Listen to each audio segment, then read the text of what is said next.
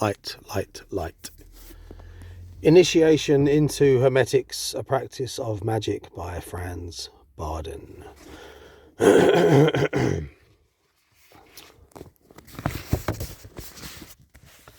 Communication with Godheads. When the magician has advanced so far in his incarnation of God that he can communicate with any deity or intelligence with every higher divine being, then he is able to work in every sphere he wishes to, not as a magician but as a god. Herewith, the magic psychical training of the last step has come to an end. I have nothing more to say to the magician in this direction, because he did become one with God, and anything he will express or order during his unity with God will be just the same as if God himself did say it. Henceforth, he partakes of all the four basic qualities of his Godhead he is united with. Magic Physical Training 10. Brahma and Shakti.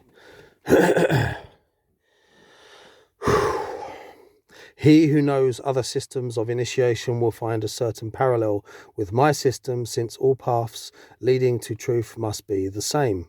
Let me mention here the Indian yoga system concerning the snake power, which is in accordance with the systems of the Egyptian mysteries I have quoted. In Kundalini Yoga, the scholar is exhorted to meditate on the Muladhara center, the seat of which is in the coccyx, and to perform the pranayama exercises. If we look closely at the symbolism of the Muladhara center, we shall find that this center has the shape of a yellow-colored square with a red triangle in it. The center of it is a phallus, the male genital, 3.5 times swathed with a snake.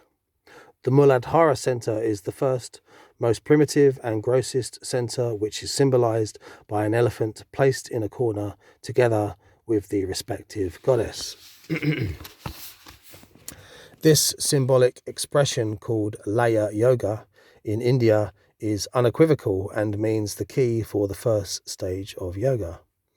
There are several explanations of this sign, but the correct one is that the square represents the earth, the triangle, the three peaks or kingdoms, namely the material, the astral and the mental world, the phallus, the generative power or the imagination, and the serpent, the path, and the knowledge.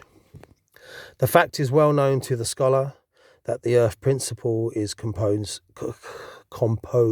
of 4 elements, and it does not need any comment.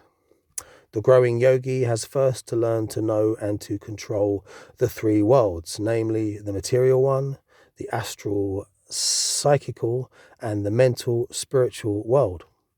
The Muladhara chakra is, consequently, nothing else but an initiating diagram corresponding to the first tarot card. Such an unsophisticated definition like this has never been given in India, and it is left to the scholar to find out by himself if he can master the Muladhara center. That means if he has accomplished the development corresponding to the Muladhara diagram on his spiritual path. The Muladhara center has not for nothing been called the Brahma center, because in this phase of development the yogi scholar recognizes Brahma, consequently the Godhead, in the most subtle manifestation. Brahma is the eternal, the inscrutable, the universal, the indefinable, the steady and the calm, therefore the positive part. Brahma does not create out of himself, but all that has been created has been done so by his Shakti, the female principle. Shakti, therefore, in the Muladhara center represents the serpent winding round the phallus and using the creative power of the latter, namely the imagination. A lot more could be said about this center, but the experienced magician will be satisfied with these hints to understand that a parallel does exist between religious and initiating systems. Consequently, the Shakti, or the Kundalini power, represents the imagination which the magician has to develop systematically. Casting a retrospective glance at our entire developmental system, the magician will certainly find that it is just this creative power of the phallus, namely the imagination and its development, which are playing the main role in his training. I have already finished the magic physical training in the 9th step. Therefore, I will restrict myself to discuss some occult powers in the following chapter. Although the magician will not necessarily have to master all of them, nothing must come as a surprise to him in his development, and he ought to have the correct explanation for every occult phenomena. Time for a sip.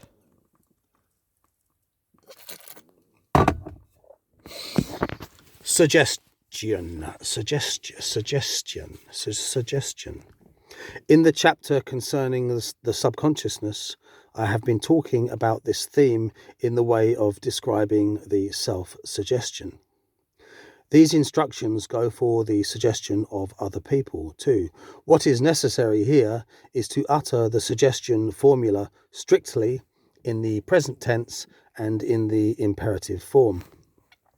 A magician will always transfer the desired suggestion into the subconsciousness in the case of somebody who has the mental maturity not yet. The suggestion has not always to be induced aloud. It can also be performed by telepathy. It is very easy indeed for a magician to practice suggestion at the greatest distance. He can do so in 2 ways, whether visiting the subject in question mentally in order to influence him, best while he is asleep, or also removing the distance between himself and the subject with the help of Akasha in order to work with suggestion. It is obvious that any long-distance suggestion can also be carried out with a magic mirror. The effect of a suggestion can also be timed, i.e., any suggestion may be given in such a way as to be carried out at a fixed moment in the future to the time of the suggested effect having been transferred to the subconsciousness of the subject. Telepathy. Akin to suggestion is the field of telepathy. It is certainly a mere trifle for a magician to suggest his thoughts to any person.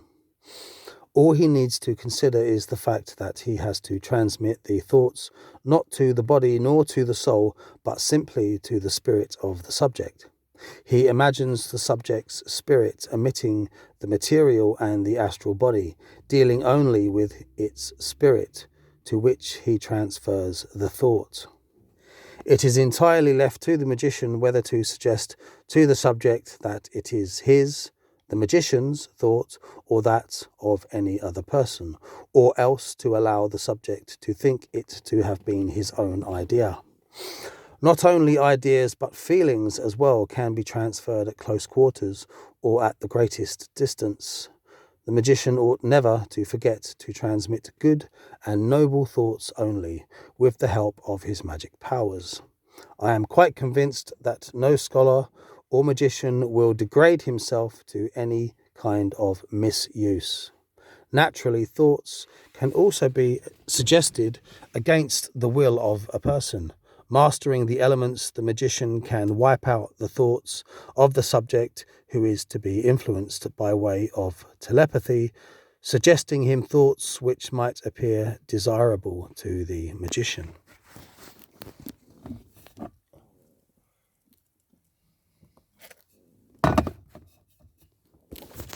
Hypnosis.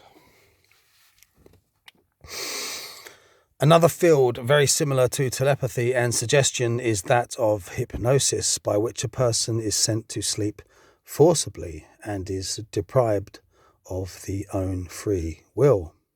From the magical point of view, hypnosis is reprehensible, and it would be better not to specialize in this line. This does not mean that the magician is not capable to lull people to sleep. The practice is imaginably simple. The magician need only suspend the function of the spirit by means of his will or with the help of the electromagnetic fluid, and the person will instantly fall asleep. Here it is less important whether the magician is using telepathy or suggestion. He can use both of them as a makeshift, but he does not depend on them. Nearly all the books which have been written about hypnosis do recommend the use of telepathy and suggestion. A master of the powers does need neither one nor the other, because the very moment he does not take any notice of the body and soul of the test person, paralyzing his will by way of imagination, sleep or unconsciousness will occur instantly, which will set free the subconsciousness, making it susceptive of any kind of suggestions. Just this act of violence, i.e., the intervention in the individuality of a human being, is not recommended from a magic point of view, and the magician will not resort to it unless to give his subject good and noble suggestions with an extremely strong effect. Even though the test person should insist on being hypnotized by the magician, he should avoid to do so if possible. The true magician will always keep away from satisfying the curiosity of others by hypnotic experiments. At times of great danger, a well-trained magician may induce a sort of shock hypnosis by paralyzing the spirit of the opponent by a flash of the electromagnetic fluid, a method which is only to be followed in an emergency, which, I hope sincerely, will never happen in the life of any magician. It has been proved scientifically that animals can be hypnotized too. If a magician wants to do so, he will hit the instinctive side of the animal so that even the biggest and strongest animals are immediately knocked senseless.